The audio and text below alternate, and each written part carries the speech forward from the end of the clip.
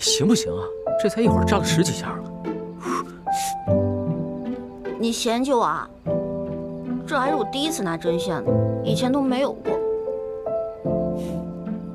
这么说，你是把第一次给我了？当然了。哦。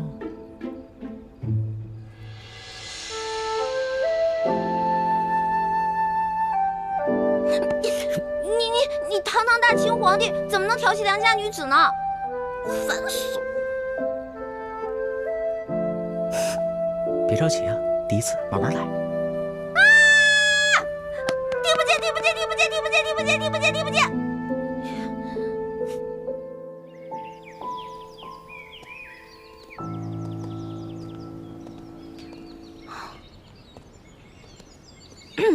老大，这次回了宫以后，我一定要把这件衣服好好的珍藏起来。至于吗？不就缝得差了一点吗？你还存起来，好随时嘲笑我是吧？老大，我是跟你说认真的。我贵为天子，却被自己提拔的官员追得如此狼狈。这次出巡对我来说意义太重大了，所以我要收藏好这一件衣服，好时刻提醒自己做一个好皇帝。我要建立一套行之有效、提拔监督官员的制度，这样天下才能太平。说得好，龙小弟。哎呀，也不枉我昨天帮你缝衣服扎破手指了。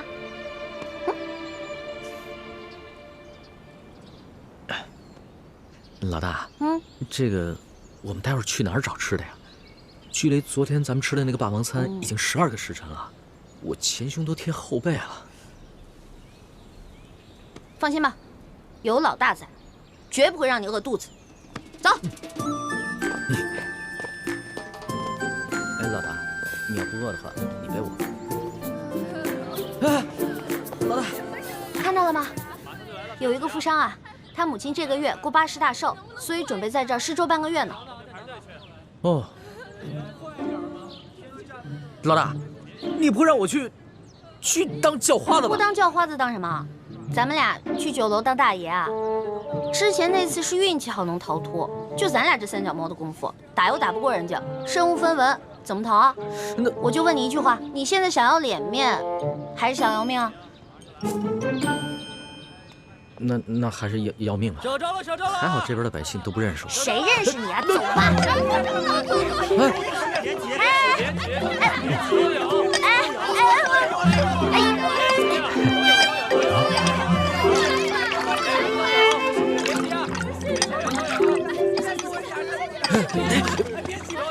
挤什么挤啊？明明是你挤我了。我挤你怎么了？我比你爹岁数还大，就你这样子，还和我们这些老不死的抢一碗稀粥，你知羞不知羞啊你？麻烦再来一碗。没了啊！回去吧啊！没了。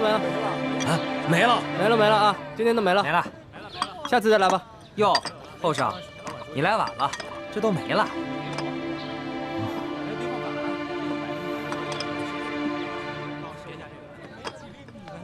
等一下。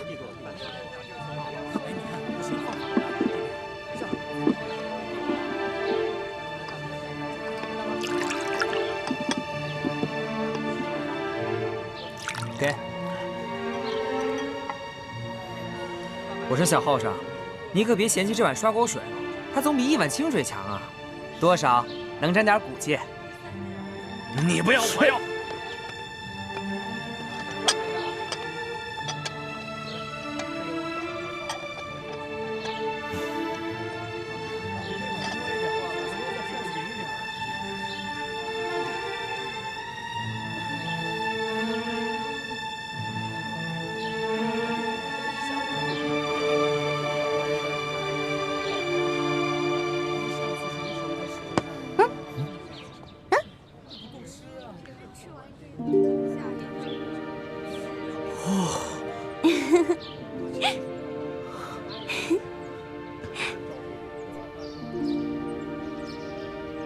怎么样，好喝吗，龙小弟？就是少了点。对了，老大啊，你喝了没啊？我喝了，我在那边早就喝了。我可不像你，放不下身份。我跟那帮灾民一起抢的，有时候太君子啊，会挨饿的，知道吗？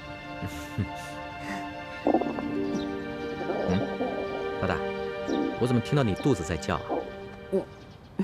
没有，我这是撑的，我刚才吃特别多。给你吧。我不用，我平时吃的比你多，这肉都藏着呢，现在可挺饿了。什么不用啊？拿着。咱们俩可是拜把子兄弟，说好的有福同享，有难同当呢。虽然这只是1碗粥，那也得1人1半。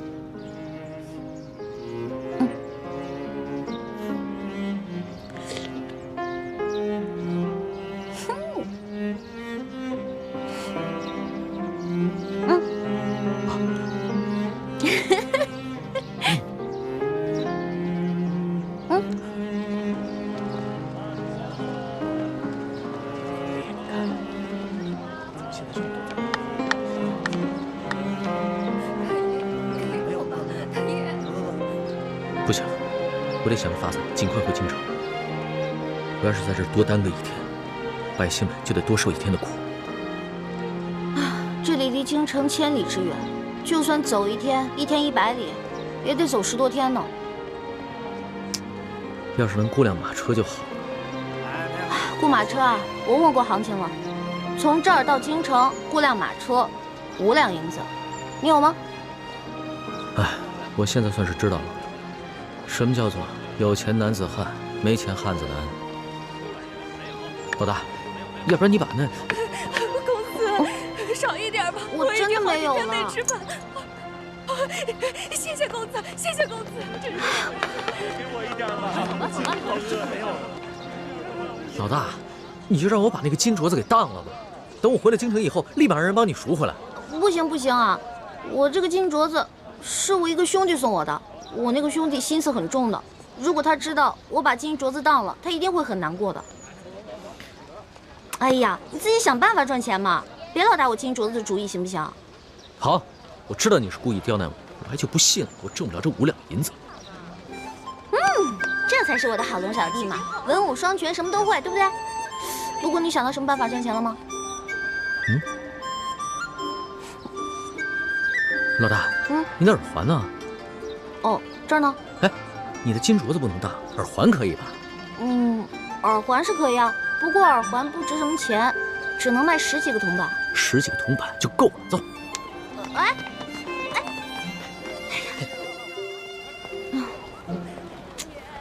不妥不妥啊！我认为你这个方法非常不妥。明明耳环换来的铜板可以买2个烧饼吃，你非得买这些笔墨纸砚干什么？我卖了字儿以后，你还吃烧饼啊？我给你买10只烤鸭，让你边坐着马车边吃着烤鸭回京城。吹吧吹吧，反正大清吹牛不上税。老大，你别门缝里看人，把人看扁了。我自幼好学工书，不到10岁的时候啊，这朝中诸位大臣啊，对我的字儿那是争相收藏。民间更是一字难求啊。如今我沦落在此啊，拿自己的字儿换一点盘缠，不管是谁买了，那都会当成传家宝的。是啊，你最棒，你最厉害，你是皇上，你说了算。发钱了！来客了，来领钱了！你看看，我就说了吧，我字儿有人喜欢。发钱了！发钱了啊！都有啊，排好队，节都有。你的，看到了吧？你的字在他们眼里还没个铜板实惠呢。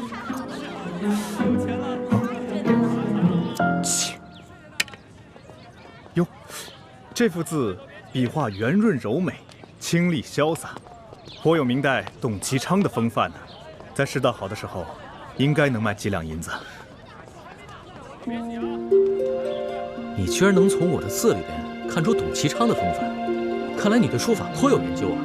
不瞒2位，在下萧凤生是也。啊，我想起来了，你就是山西第1大才子萧凤生是吧？惭愧惭愧啊！哎，你是否画过一幅古道西风图啊？有啊，不过我当时送给了京城一位友人。听说此画几经辗转到了皇上手里，皇上爱不释手。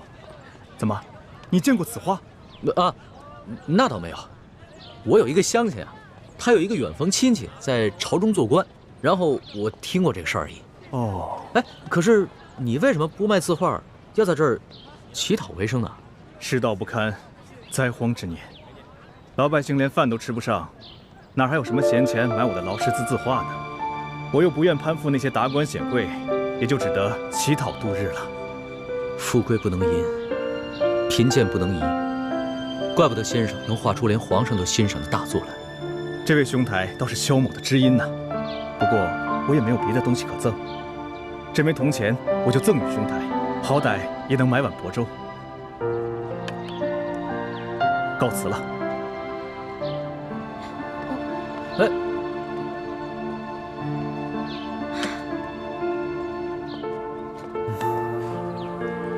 龙小弟，现在总算知道了吧？大臣们啊，觉得你的字值钱，并不是因为你的字写的有多好，而是因为你是皇上，天子墨宝谁不想要啊？那些富商要是知道你是皇上的话，倾家荡产也会买你的字的。老大，你就别再挖苦我了。这趟微服私访，学到的东西实在是太多了，比在宫里边读的所有的书加起来还要多。响鼓不用重锤，那我就不多言了。哎呀，不过我要开始准备去给你赚路费了。我都赚不到，你能行吗？我，李欢，江湖就是我的天下，知道吗？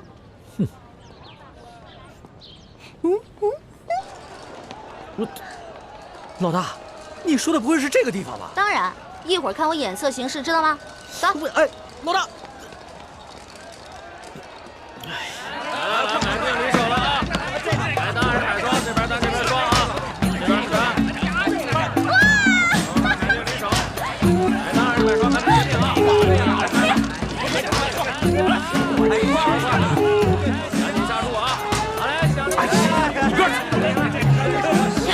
运气这么差还赌呢？来，接着来，去！我说怎么没把灯输呢？原来那儿有个小叫花子，滚！说谁小叫花子呢？告诉你，我们小爷有的是钱。哟，金元宝，真有钱啊！金镯子，谁呀？好，有种你跟本少爷。好，赌就赌。好，来。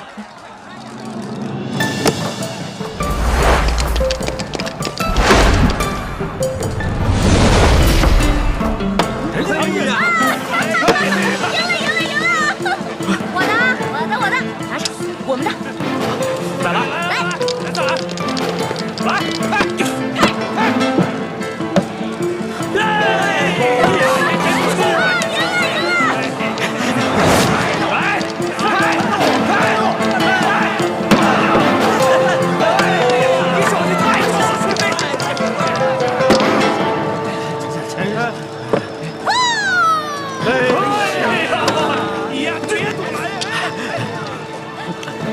老大，算了，见我就收啊！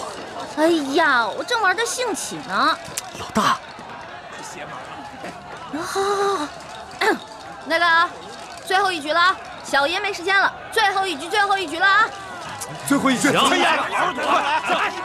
快压了，压，对，全压上，你把灯翻回来，一把定输赢。对，好，没事，给我，一把定输赢。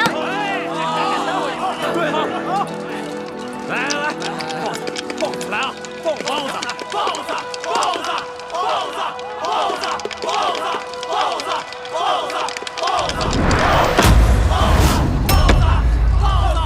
你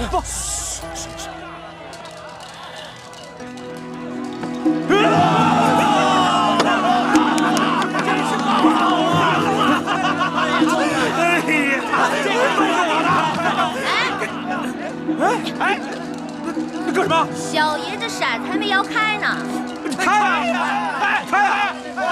倒开啊！对呀，你还能开什么呀？等着啊！来，随便来啊！开呀！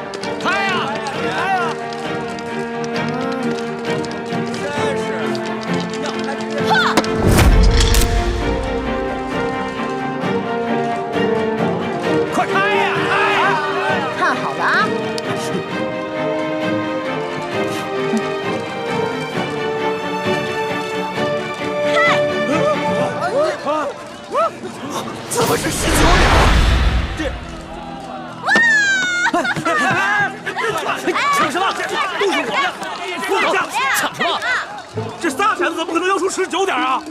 你出老千啊？不是，哎，肯定出老千。对呀，我又没多一个骰子，这是小爷的本事，自己没本事还怪我，有你这样的吗？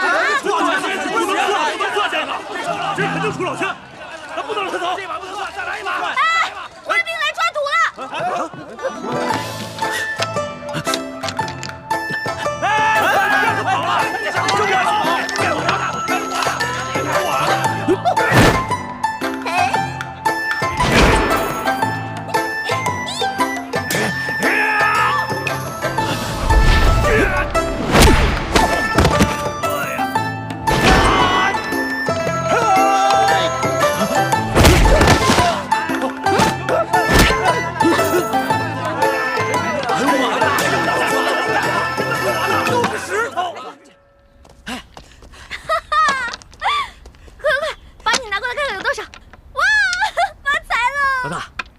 几10两呢，这下好了，我们不仅雇马车的钱有了，吃饭的钱都有了。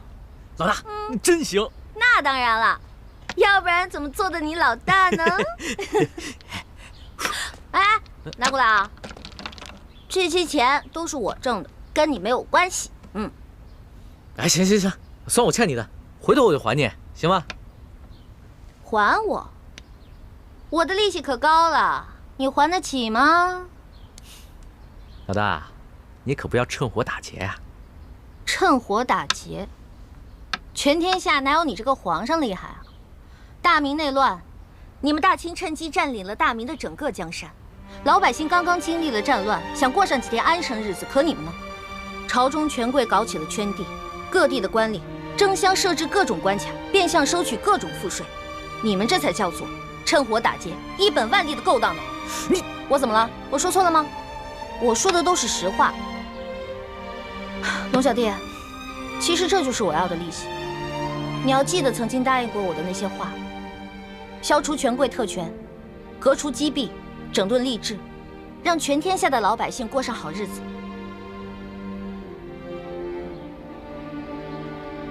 好，我答应你，这个利息我一定还。一言为定。一言为定。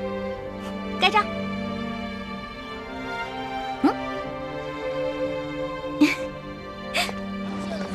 没有，说了没有？这个纸让这儿。干啥？哎，陆小弟，你干嘛呀？赶紧估辆车回京城吧，别再节外生枝了。这不刚好路过吗？我这辈子就没吃过霸王餐，咱们还是把没付的钱给人结了吧。别人小本生意也不容易啊。龙小弟还挺好面子，老百姓就怕皇帝不要面子，随便天下骂声一片，民怨沸腾，皇帝却装聋作哑听不见。放心吧，我这次出宫啊，这心也算是真开窍了。哎，走开！哎，两位客官，哎，请。掌柜的，这是上次欠你的饭钱，够吗？哎呀，二位，你们客气了，够了。是不是没想过我们会回来呀？哎呀，哪能啊！二位都是正人君子，肯定会回来。按照我的做派呢，就像你上次那么奚落我，就可以抵了这顿饭钱。不过呢，我小弟为人正直，非要拉我回来还你钱不可。哎呦，是啊。哎，二位爷，不是小的粗俗势力，小本生意都亏不起。这么着，我再请二位用一餐，算我对你们上次那个赔罪，你看如何？不必。哎，可以，有酒有肉。老大，吃白不吃吗？不是你，没事儿，人是铁，饭是钢嘛，吃饱以后再上路啊。万一一会儿路上想买好吃的没有了呢？而且你看老板人家多有诚意啊。就是嘛，哎，赏个脸，二位赏个脸啊！哎，小二，快，请二位爷楼上雅座。哎，这边挑雅座啊！小心楼梯。哎，慢点。啊！好，吃。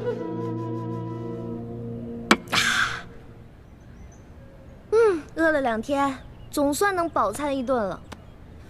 龙小弟，你现在终于知道了吧？为什么我这么贪吃？就是因为小的时候总挨饿，吃完上一顿，下一顿就不知道什么时候吃了。我总想着，可着一顿饭使劲吃，使劲吃，这样就不会挨饿了。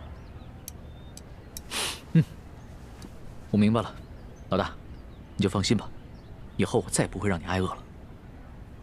不光不让我挨饿，也要让全天下的老百姓都不挨饿。好，我努力，尽量做到。老大，我们现在是不是该过辆车回京了？可以啊，我们要把这些点心都带上，饿的时候可以吃啊。也是啊，这里的旱情虽然没有太原的严重，但是估计路上要买到吃的也挺难的。来，再吃点。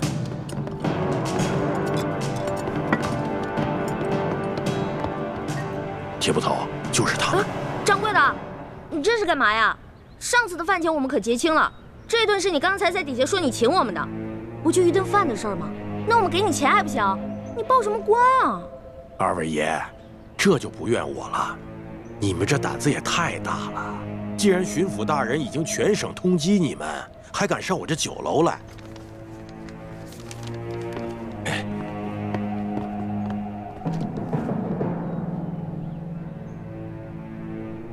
想不到我身为大清皇帝，竟然被自己任命的官员通缉，惶惶如丧家之犬。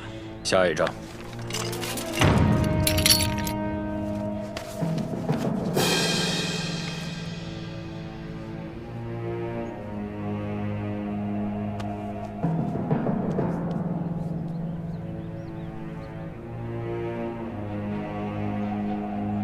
果然是他，给我拿下！铁卫国，住手！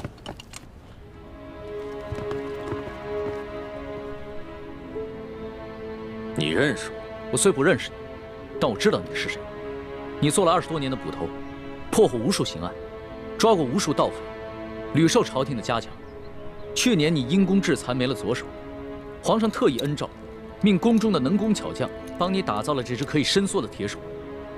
你怎么知道我这铁手是皇上亲自下诏打造的？你知道我是谁吗？你是谁？你是巡抚大人下令通缉的要犯龙三。那你可知巡抚大人为何事要通缉我？当然知道，假冒钦差，伪造圣旨，勾结牛角寨的山匪，打劫官粮官银。铁卫国，你误会了，这通缉令上的案情另有内情。我乃是真的钦差，是皇上下密旨让我来山西公干的。公干？我铁某办案无数，不肯认罪的犯人见得多，但没见过你这么负隅顽抗的。巡抚衙门都已经定了罪，发海捕文书通缉你了，你还在这满口跑马。我告诉你，有什么话，好好随我回衙门说。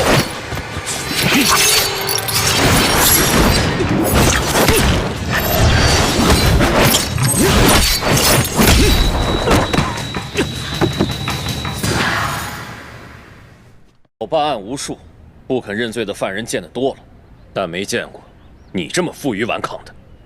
巡抚衙门都已经定了罪，发海捕文书通缉你了，你还在这满口跑马。我告诉你，有什么话，好好随我回衙门说。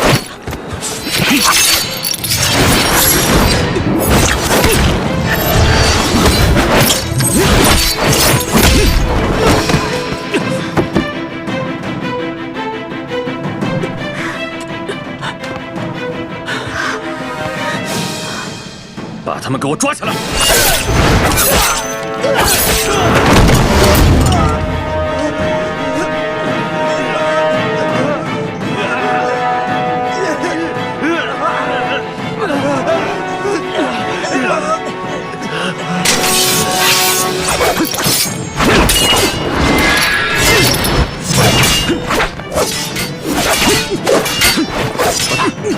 没事。快走！你认识他？我不认识他，我们快走吧。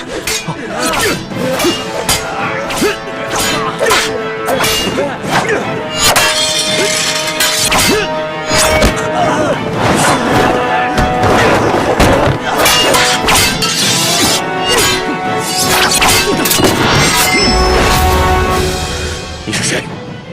铁卫国，看在你平时清廉勤勉的份上，今天我饶你不死。不过，你还是先在床上躺1个月吧。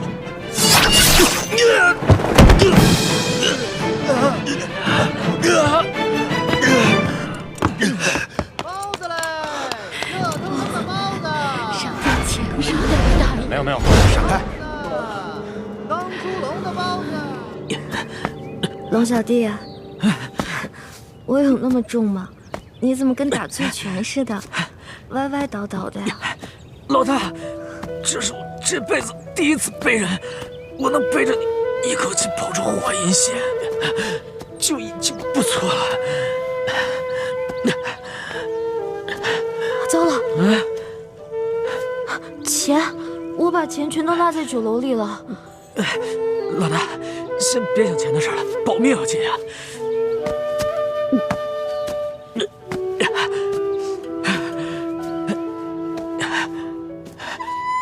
龙小弟，要不然你把我放下来吧，你可是金枝玉叶，别到时候把你的龙胳膊龙腿给你压坏了。不是，铁捕头的铁手是我亲自建造的，我知道他有多厉害，你一定伤得不轻。咱们得赶紧找一个地方，老给你包扎一下。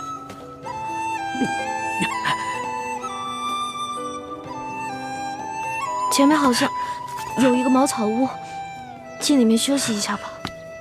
好，我也真的是快走不动了。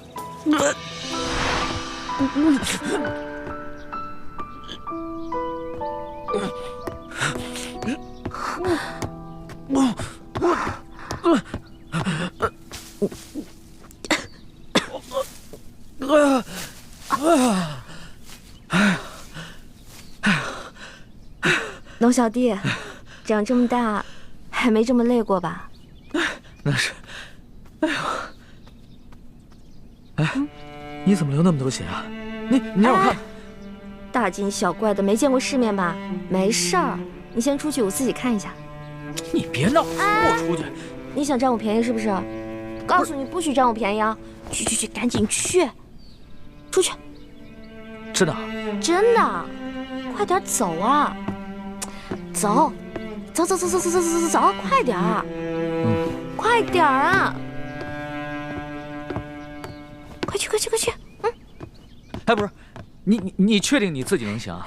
我确定。去。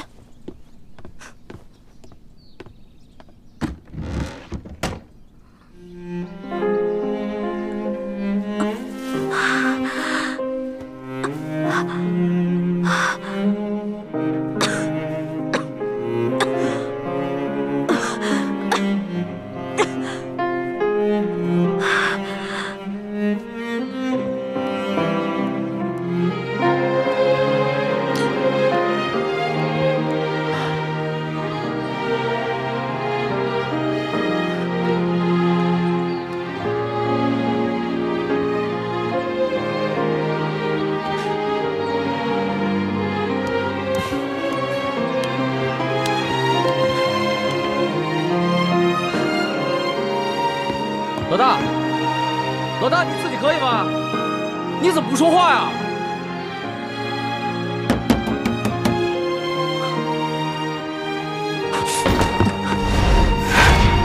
老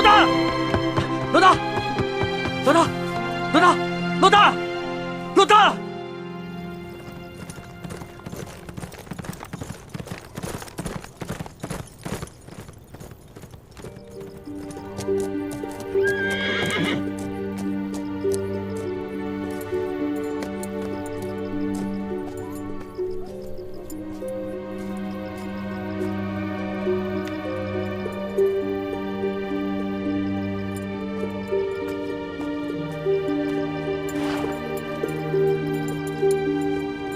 大师兄，叶师弟，你不是跟着樊师妹一起，随着吴应奇进京了？吴应奇这几日游山玩水，一直拖延进京的时间。几日前，我和樊师姐发现，这次伏击打得并不顺利。那龙大人的手下武功个个都不弱，前去搬救兵的人当中，我们杀了3个，跑了2个。二公子，卑职办事不力，愿受责罚。罢了，你已经尽力了，继续暗中追查龙大人的下落，想办法把龙大人的行踪透露给刘德昭。可是刘德昭也有把柄在龙大人手上，就算他真的抓住了龙大人，也未必敢杀了他。卑职担心他们二人化敌为友，暗中达成交易，这对我们来说，是不是太不利了？所以你更要掌握好时机，杀了龙三之后马上撤离，让刘德昭的手下晚到一步，替咱们把舒剑之死和龙三之死这2口黑锅都给背了。卑职明白了，卑职这就去办。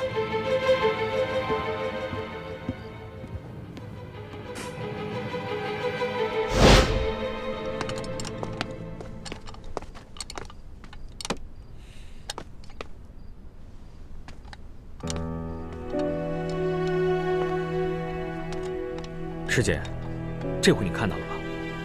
吴应期根本就不像我们接触的那么简单，他表面上看起来温文尔雅，实际上就这么狠毒。不，我不相信。也许他只是听命于吴三桂的安排，不得已而为之。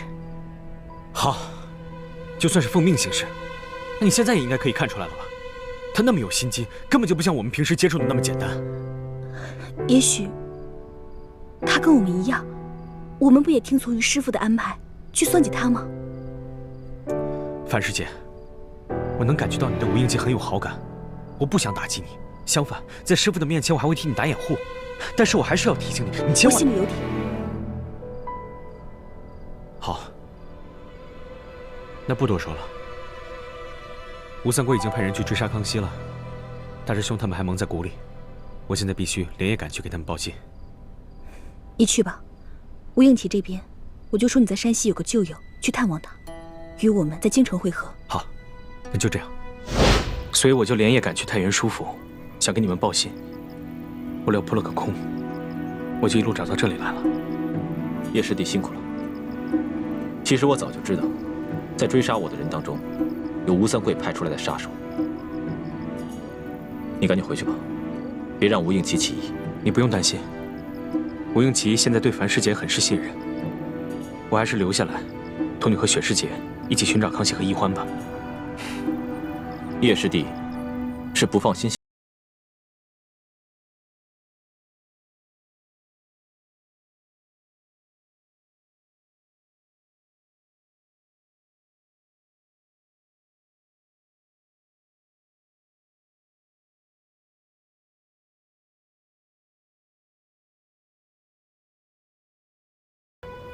小师妹不会有事，是吗？我今天在华阴县的大街上碰到了山西第一名捕铁卫国。你的意思是，欢妹遇到了铁卫国？若是其他捕快，欢妹可以勉强应付；但如果是铁卫国，欢妹不是他的对手。打起来了吗？我当时看铁卫国带着几个捕快行色匆匆，又想起城门旁新贴出的周拿你和龙三的告示，就留了个心眼，暗中尾随。没想到，他们真的是去捉拿康熙和小师妹的。康熙和小师妹在酒楼里被人认出来了，那掌柜的暗中报了官。欢妹实在是没有经验，怎么能在这个时候去酒楼这种公开的地方？大师兄倒是经验丰富，为什么还是没有保小师妹周全？今天若不是我及时赶到，他们就……可小师妹还是受伤了，伤得重吗？你说呢？她被铁卫国的铁手抓伤了锁骨，肯定伤得不轻。等我解决了铁卫国他们，追出酒楼，小师妹跟康熙已经不知去向了。倾城也受伤了，无法行走。我将她安顿在城外土地庙里。这样吧，你还是先照顾雪师姐吧，我会尽快找到小师妹的。你放心，小师妹现在和康熙在一起，就算我找到了他们，我也不便现身。我会第一时间通知你，让你和雪师姐赶去与他们会合。有你在她身边，我放心。暂时只能这样了，多谢你，叶师弟。多加小心。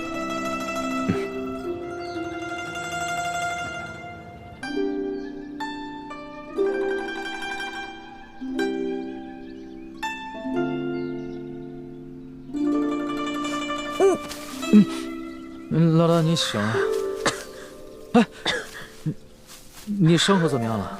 我好不容易才给你包扎好，你千万别乱动啊！我这伤口是你包扎的？对啊，不是，这个是我第一次给别人包扎伤口，要是包扎的不好，你千万别笑话。你怎么能趁我昏迷的时候占我便宜呢？我怎么占你便宜了？那你的伤口流血不止了，我怎么能看着不管呢？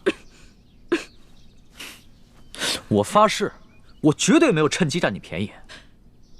不过你皮肤又滑又软，摸起来确实挺舒服。哎，住口！说什么呢？那你为什么要抱着我睡觉啊？我冤枉啊！你这流血不止，手脚又冰又冷的，我也不会生火，我只能抱着你睡觉啊！哎，你怎么那么多借口啊？我现在好了，你赶紧下去吧。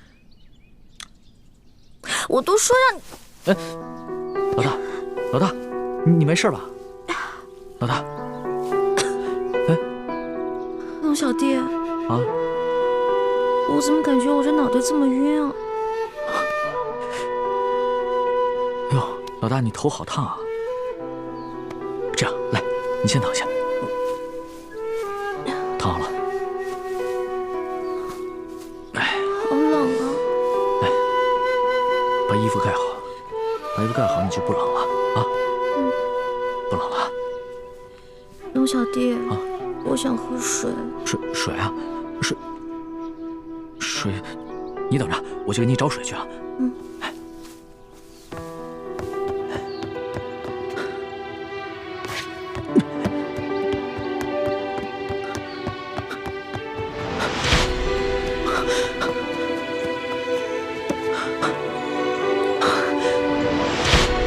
慢点喝，还要喝不？啊！我好冷。冷啊！来，你先躺下，来，躺下。好冷啊！这样，我出去给你拾一些柴火回来，给你生火取暖，好不好？那你好好躺着，别乱动。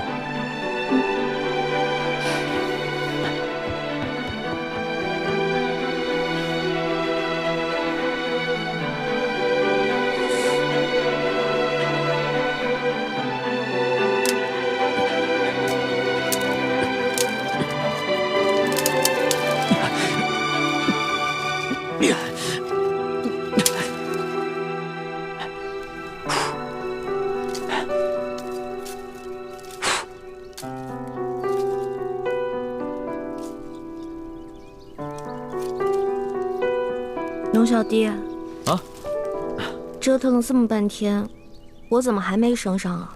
我马上就好，马上就好。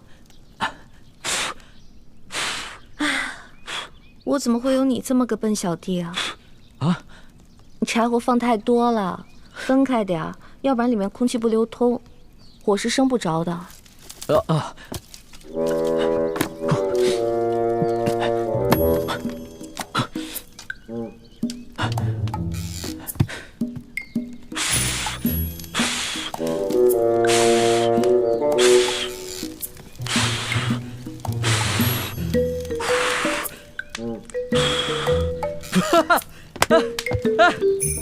这可是我第一次把火给升起来了，不容易啊！哎，你这个就叫做四体不勤，五谷不分。我怎么就五谷不分了？你看看这是什么？我顺道拿了2个地瓜，我现在就烤给你吃。顺道拿的？我看你是偷的吧？我会把钱补给主人的。哎呀，前几日我拿了人家1只鸡，你当时怎么跟我说的？不告而取，就是偷。哎呀，行了，说话伤元气，你伤得那么重，别毒舌了。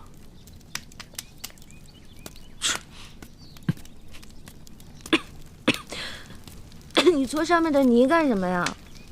那个泥不用搓，连皮带泥放在火边慢慢的煨就可以了。不是，这不把泥搓掉了怎么吃啊？哎呀，我发现了，我这个龙小弟啊，不仅江湖经验差，生活常识也没有。这个泥烤干了以后一掰就掉了，里面的地瓜是干净的。如果这个地瓜外面没有一点泥一起烤的话，里面就糊了。反正老大你江湖经验足就行了，小弟我又学到本事了。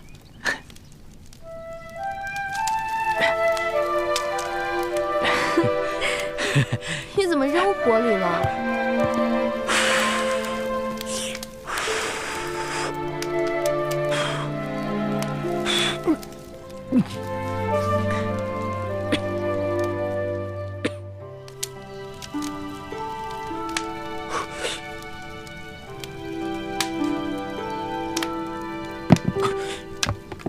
哎呦！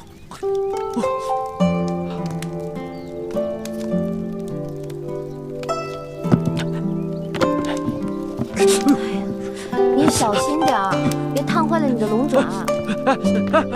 好的，慢点儿。这烤糊了，哟，这芯里还生着呢。那我再去给你烤烤。哎，不用了，我没有你那么挑剔。再等你学会烤地瓜，估计老大我就变成干尸了。好吧。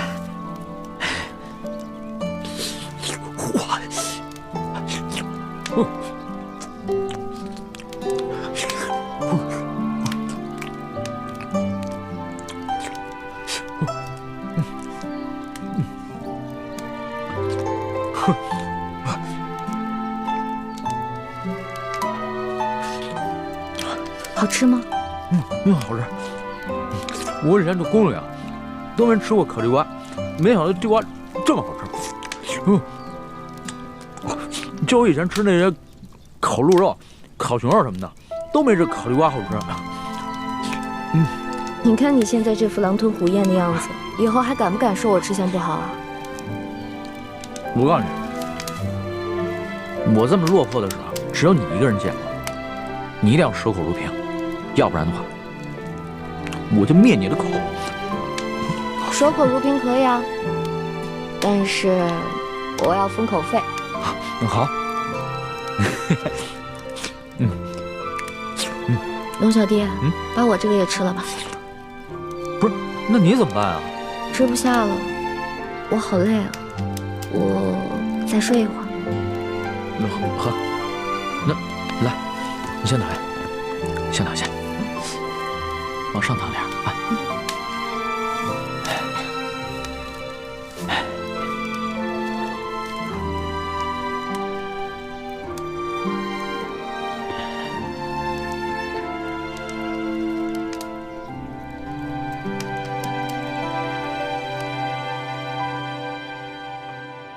李兄，好久不见。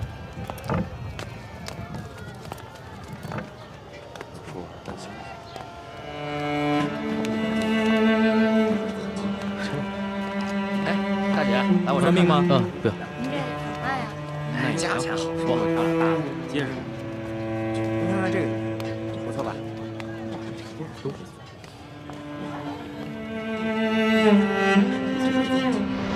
这瓶里的外敷草药啊，口服。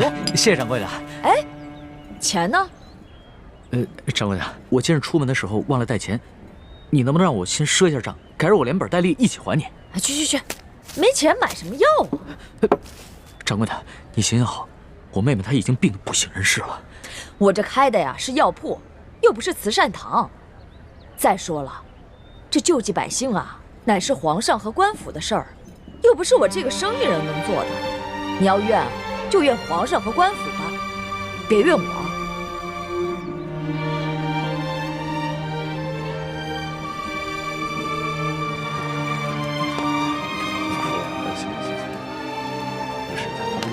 哎，站住！过来，你站住！上哪里？哎，站住！这怎么办？走吧。你过来，走吧。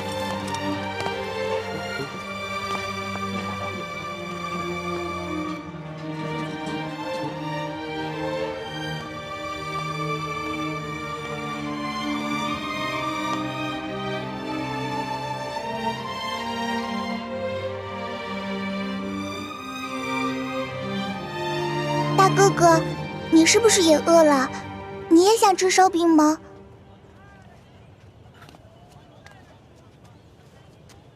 小妹妹，哥哥不饿，是哥哥的妹妹饿了。你能把这张白面烧饼分给哥哥一半吗？等将来，哥哥一定还你10张肉饼。真的，你没骗我。真的，我没骗你。好吧，我相信你。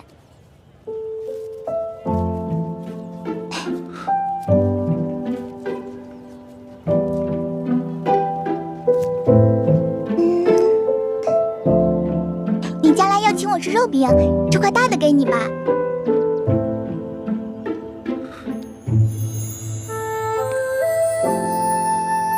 小妹妹，你真好。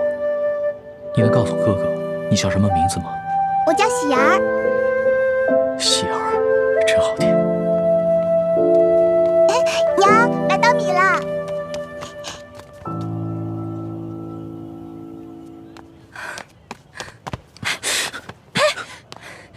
哪来的没脸的东西，居然敢骗一个小孩子的烧饼！这个烧饼可是我当罗培家的银簪子才换来的，居然被你骗去一半。这个大嫂，我没有骗你，我只是暂时落了难。等我回家有了钱，我一定还给你10张烧饼。还？你骗谁呢？这年头，休说你一个叫花子，就连官府都不讲信用。说好的每人每户1两银子1担米，结果呢？只是给了这么点发了霉的陈年糙米。你们淮阴县也是如此吗？哪年赈灾不是如此？府里的灾民上能领到少许白米白面，到了我们县里，就只剩下这发了霉的陈年糙米了。再到下面各个乡村，剩下的就只能是糠皮了。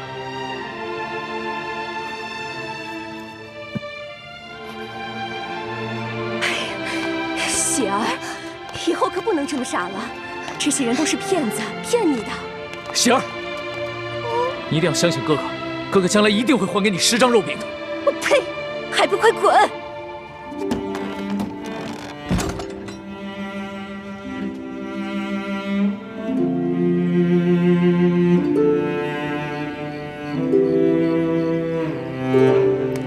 老大，来，吃点吧。你呢？我已经吃过了。我只讨了1张饼，我吃了一半，另外一半留给你。龙小弟，你对我这样，我真的挺开心的。可是我吃不下。那你不吃东西怎么行啊？我好难受。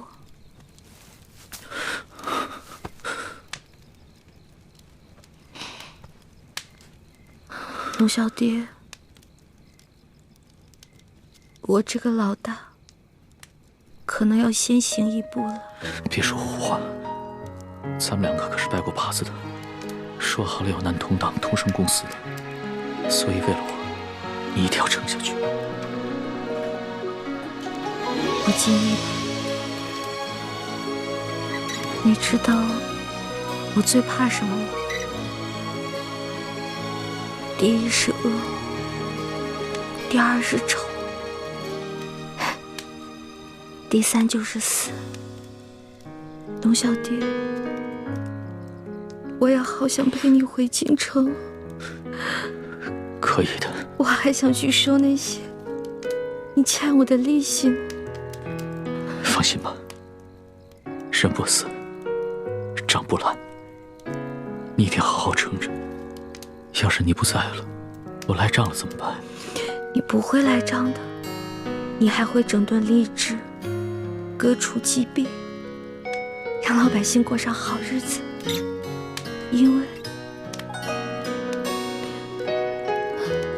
因为你是一个好皇帝。我之前说过，你是天底下最不该爱的人。可是我现在收回这句话，你真的很好。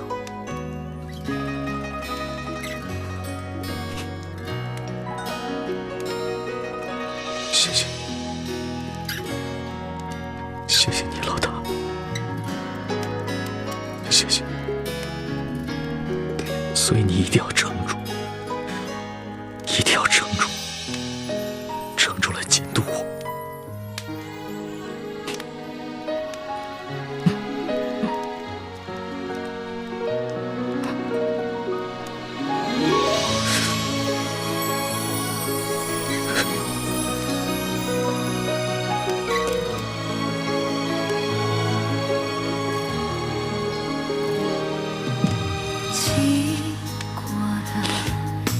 龙小弟，你哭了。原来龙珠是咸的呀。这是我第2次看见你哭了。其实，我原本以为，在我父母死了以后，我就已经是铁石心肠，不会再哭了。没想到，上一次我是为了百姓。而这一次，只是为了你一个人。有你这句话，我死也知足。老大，你不会死的，老大，你不会的。老大，老大，老大，花儿，老大，老大，老大。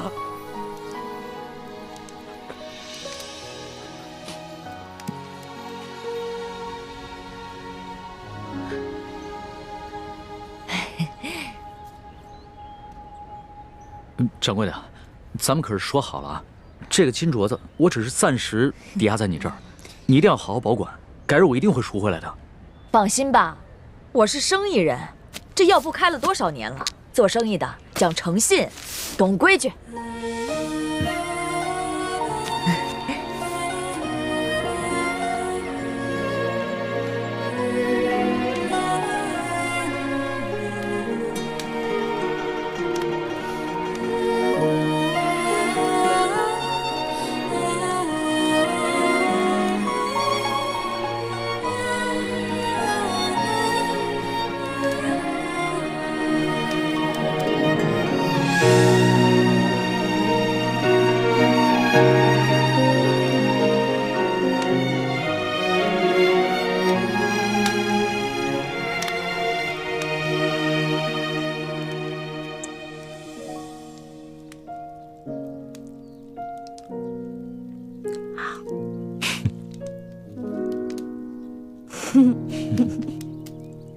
傻死了！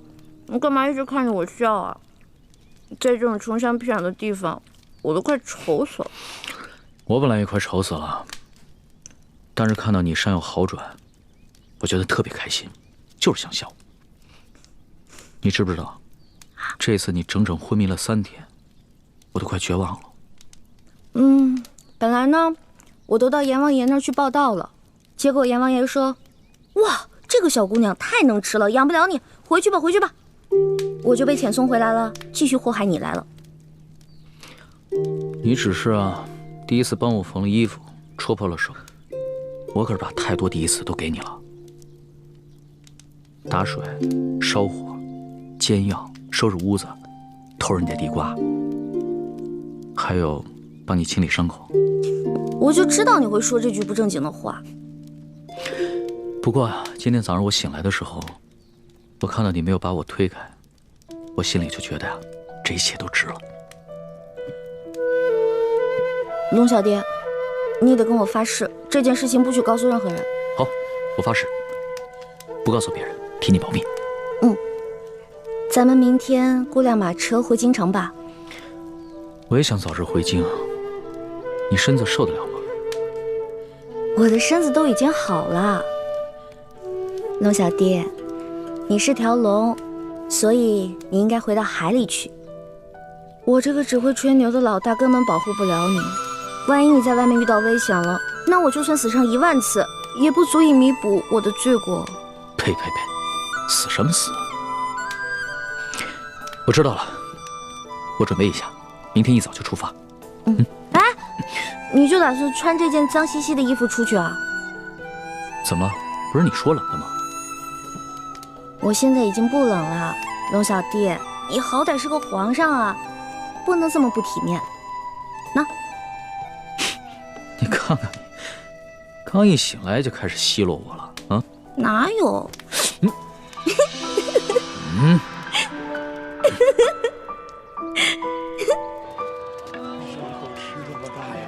没有。客官，您的药都包好了，来，您拿好。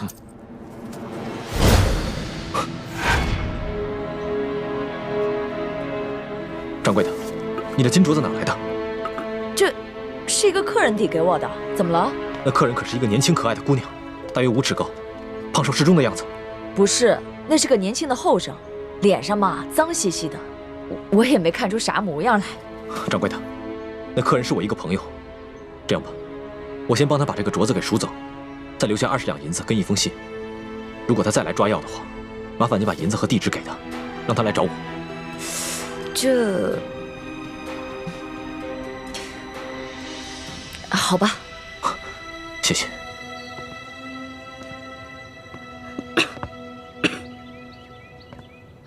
龙小弟怎么还不回来啊？是不是发生什么意外了？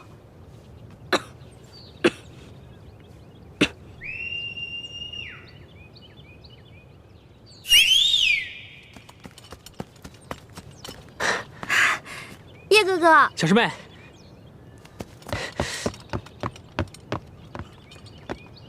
叶哥哥，你怎么才来啊？我早就来了，这几天我四处寻你，可我发出的讯号，你为什么一直不给我回应啊？我这2天不是重伤昏迷了吗？所以就没听到你的信号。你昏迷了？嗯，伤得这么重？没事儿，你看我现在都好。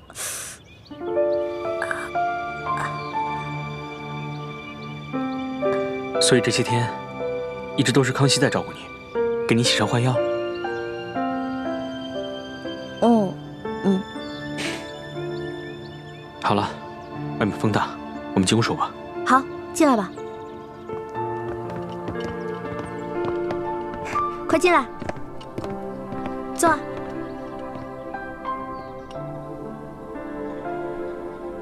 这屋子里怎么就只有1张床？那这些天你和康熙……叶哥哥，你千万别误会，这2天我晕得七死八活的，什么都不知道。康熙是一直在照顾我，但我们什么都没有发生，真的。算了，你这次大难不死，已经是不幸中的万幸了。你放心吧，我会替你保密，不会告诉大师兄的。还是叶哥哥好，叶哥哥最好了，什么都替我着想。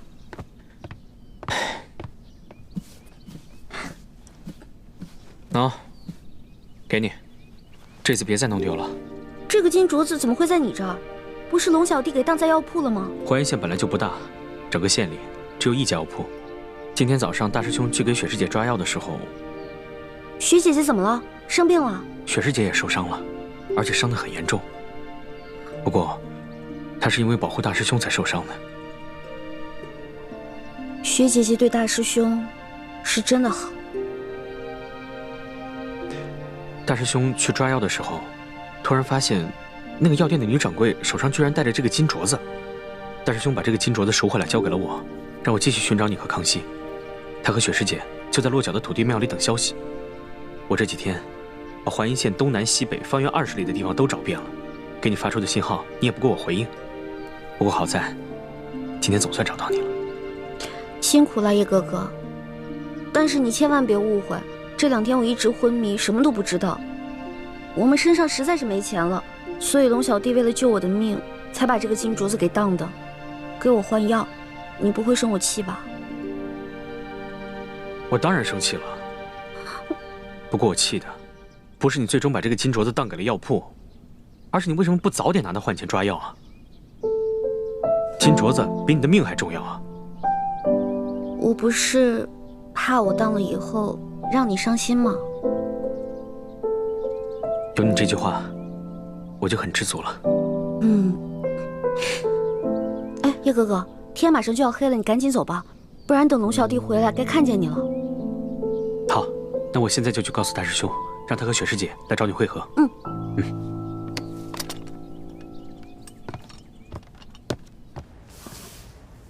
你的朋友给你留了一封信，让你按信上的地址去找他。谢谢掌柜。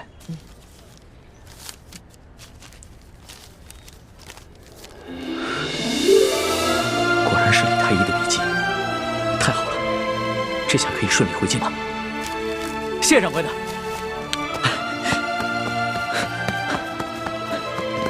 哎，小哥，小哥，我想请问一下，这10里铺的土地庙怎么走啊？前面转个弯就到。不过这土地庙出事儿了。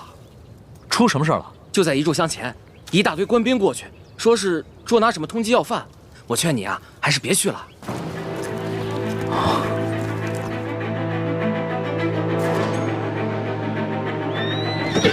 撤！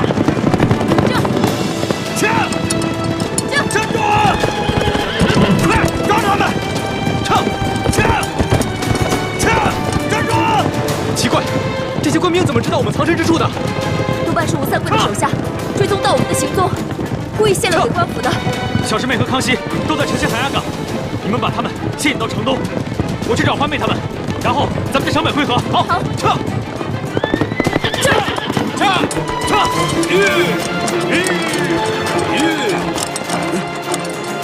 这2个才是通缉令上的要犯，不要中了调虎离山之计。追！撤！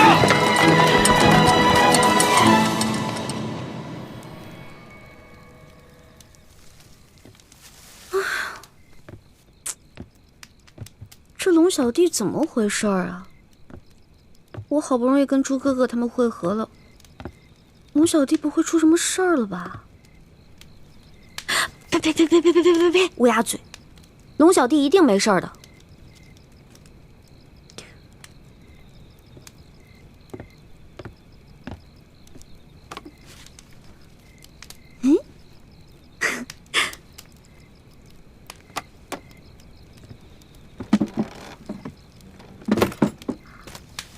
孔明灯哎！哦，我知道了，原来这家是靠做小手工维持生计的，后来逃难了，所以这些东西就放在这儿了。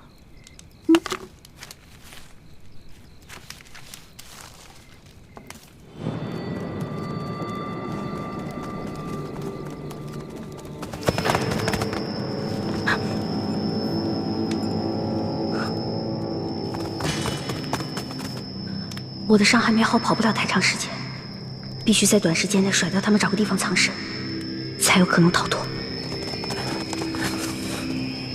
屋里只有那个丫头在，记着留活口，只要有她在咱们手上，她哥哥武功再高，咱们也不怕了。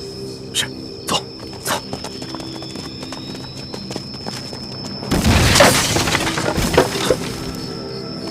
不对，快追！这边，快！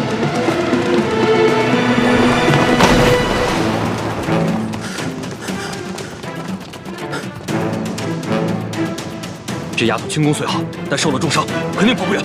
追！是。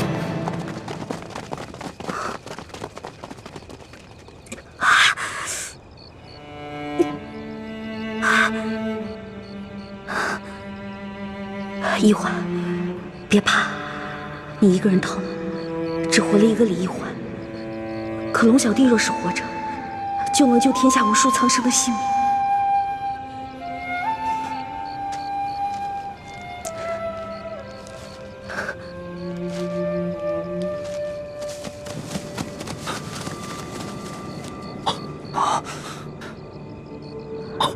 你们看，他在给龙三报信，快发暗器把孔明灯射下来。不行，这狗土巡查暗器都射不到，先抓住那丫头。走。